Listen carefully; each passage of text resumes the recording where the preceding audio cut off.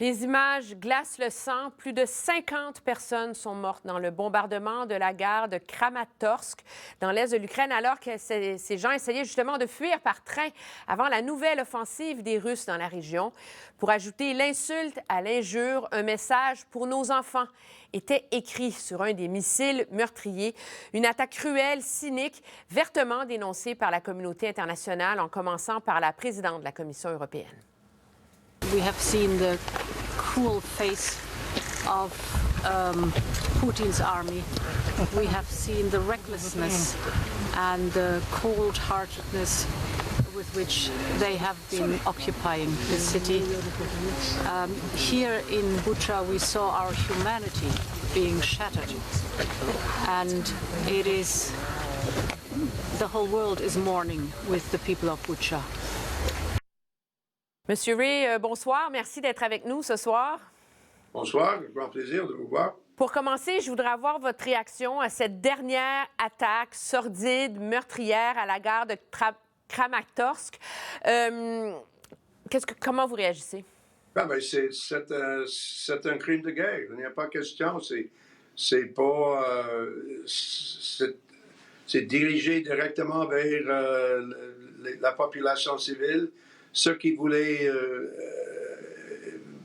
sortir de la situation et sans avoir aucune capacité de répondre, et ce ne sont pas des sites militaires. Alors pour moi, c'est une tragédie. C'est plus que ça, c'est une travestie de la politique de M. Poutine, parce que ça montre jusqu'à quel point, quand il parle d'une opération militaire spéciale, on voit ce qu'il veut dire. La spécialité, c'est d'attaquer les enfants, les femmes, ceux qui sont complètement vulnérables. Ce ne sont pas des soldats dans une guerre, c'est une population civile. Alors, ça n'a aucune proportion, aucun sens de ce qu'il est en train de faire. C'est une utilisation de la violence contre une population qui n'a pas de moyens de répondre. C'est exactement pour ça que nous avons créé des lois qui sont supposés d'être respectés dans une guerre comme la guerre que nous voyons en Ukraine. Et c'est clair que la Russie n'a aucun respect du tout pour les droits humains, pour la vie humaine. Et c'est ça que ça commence à créer un sens, je crois, dans la population canadienne en général, mais la population mondiale, que c'est un exemple d'une attitude, d'une façon d'agir qui est complètement inacceptable, complètement contre toute loi internationale dont on a créé depuis des centaines d'années. C'est la semaine vraiment des massacres. Ça a commencé avec Bucha, ça finit avec cette attaque contre la gare. Lundi, le président Zelensky était au Conseil de sécurité des Nations unies, comme vous savez, et il a dénoncé en disant que la Russie se sert de son droit de veto au Conseil de sécurité comme un droit de tuer et que c'est en train de totalement discréditer les institutions fondamentales des Nations unies. Est-ce qu'il n'a pas raison, dans le fond? Oui, il a raison, complètement. Je suis complètement d'accord avec lui que la situation qui existe montre jusqu'à quel point les institutions qu'on a créées ne sont pas acceptables, ne peuvent pas marcher contre une telle attaque, une agression. Mais la chose encore qu'il faut dire, c'est que c'est les nations des Nations unies, des États qui ont la responsabilité de répondre à cette situation, à l'agressivité russe qu'on a vue. L'acte d'agression de la Russie est contre la loi internationale. C'est absolument clair. Mais jusqu'à ce point-là, les nations, comme le Canada, les autres pays, ont fait la décision qu'on doit aider l'Ukraine, on doit donner l'assistance à l'Ukraine, mais on va pas mettre au sein de l'Ukraine nos troupes pour arrêter l'attaque russe et pour mettre fin à l'agression russe. Et puis on met les sanctions et on fait tout possible pour aider la population civile de l'Ukraine. On pourrait dire qu'il y a d'autres façons d'agir, il y a d'autres réponses possibles, mais jusqu'ici, on a décidé que ça pourrait créer encore une possibilité d'une catastrophe, disons, nucléaire ou militaire, qui serait même plus grave que la situation qui existe à présent. Mais pour moi, personnellement... La preuve qu'on a peur du président russe et de ses menaces? C'est ça, C'est finalement. pourquoi j'étais en train de dire, Emmanuel, et c'est fait longtemps que nous avons des débats, des questions entre nous. Alors, pour moi, la question fondamentale pour le gouvernement, pour notre gouvernement, pour les autres gouvernements, c'est de continuer de poser la question, est-ce que c'est vraiment suffisant ce que nous faisons ou est-ce que nous devons faire plus encore? Et moi, je pense personnellement que c'est quelque chose qui doit être discuté au sein de nos gouvernements, au sein de l'OTAN, au sein des autres pays, parce que c'est clair dans la Charte des Nations Unies, l'Ukraine a le droit de se défendre et nous avons le droit de défendre l'Ukraine aussi. Et c'est une décision, disons, politique, une décision sérieuse de la part du monde de dire que oui, nous avons un choix. Et nous avons un choix. Et moi, je pense que ce n'est pas à M. Poutine de décider quelle sera notre stratégie. On ne peut pas laisser aller M. Poutine, à mon avis. Mais c'est parce que ça vous empêche, je ne veux pas être cru, mais ça ne vous empêche pas de dormir la nuit. Le fait que vous êtes un diplomate de carrière, vous avez voué votre vie à la paix, vous avez travaillé sur le génocide des Rohingyas.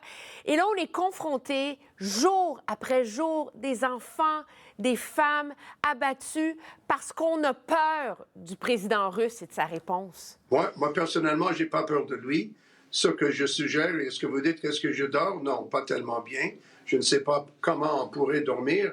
Et je suis comme vous, je suis citoyen. Et comme citoyen, je continue de dire à tout ce qui veut écouter, écoutez, on a un choix maintenant. On n'est pas prévenu par le veto, par les institutions des Nations Unies. On n'est pas prévenu de faire plus. On peut faire plus si nous voulons. Comme quoi? On peut aider encore. On a décidé hier dans le budget, Madame Freeland a annoncé une somme de 500 millions de dollars pour donner à l'Ukraine pour l'assistance militaire. Je crois que ce sont des choses qu'il faut faire tout de suite, il faut faire même plus. Mais nous devons décider, je crois l'OTAN doit décider, c'est quoi la limite de notre patience ou c'est quoi la limite de notre volonté de laisser aller cette situation. Je sais bien que les chefs européens étaient à Kiev aujourd'hui. Ils ont vu directement la situation.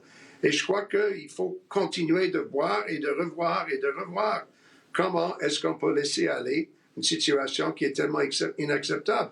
Et il faut se souvenir, et voilà, vous voyez la photo, voilà, il faut se souvenir que Mariupol, qui est la grande ville de plus de 400 000 personnes, on n'a pas encore vu les vraies circonstances de ce qui est arrivé à Mariupol.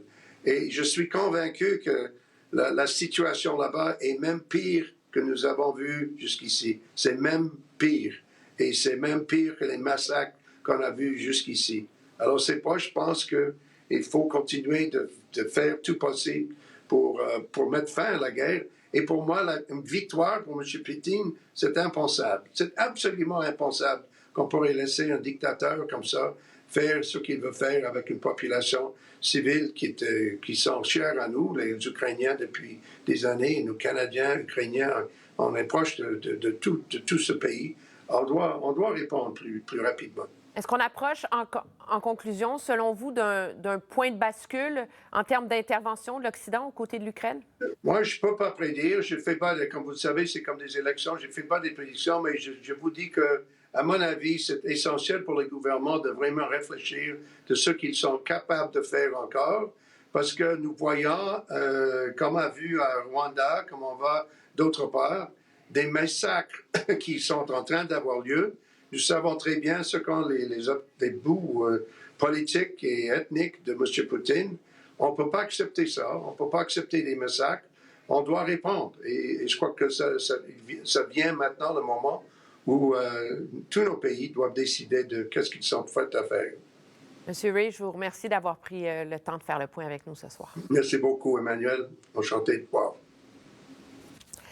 Pour essayer de décrypter ce qui se passe sur le terrain, vous le connaissez, Simon Leduc, ancien officier de renseignement militaire et spécialiste de stratégie militaire. Bonsoir. Commençons par cette attaque sur la gare de Kramatorsk.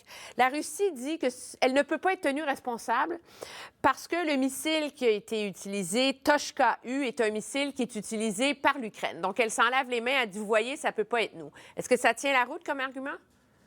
Effectivement, les Russes n'ont plus ce système d'armement-là dans leur inventaire. Donc, moi, je le connais sous le format OTAN SS-21. Et c'est un missile qui date de l'époque soviétique, qui a été, en tant que tel, délaissé en faveur du nouveau SS-26, qui a été utilisé allègrement à l'intérieur de l'Ukraine. Donc, la Russie n'a plus ce missile-là à l'intérieur de leur inventaire. Mais ça ne veut pas dire que ce n'est pas les Russes. Donc, ils pourraient avoir ils pourraient l'avoir sorti de leur grenier.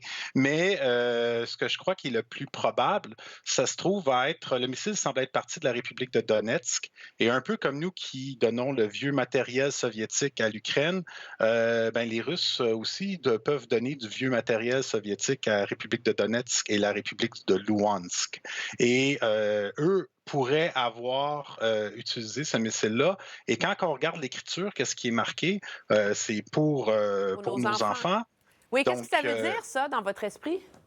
Il y a quand même 8 ans de conflit entre les Russes ukrainiens et les Ukrainiens russes qui se sont bombardés allègrement, dans lequel il y a eu des bombes qui ont tombé des deux côtés.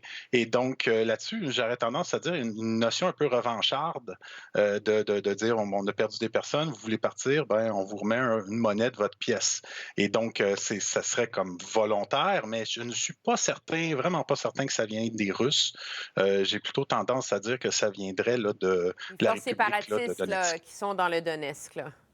Exactement. Le Conseil de guerre russe s'est réuni hier. On n'en a pas beaucoup parlé en Occident, mais vous semblez avoir décrypté qu'il y a des signaux quand même très inquiétants qui ont été envoyés de ce Conseil de guerre-là. Absolument. Donc, le Conseil de guerre se réunit à peu près aux 2 semaines. Le président Poutine est le président et le vice-président de ce Conseil-là est Dmitry Medvedev.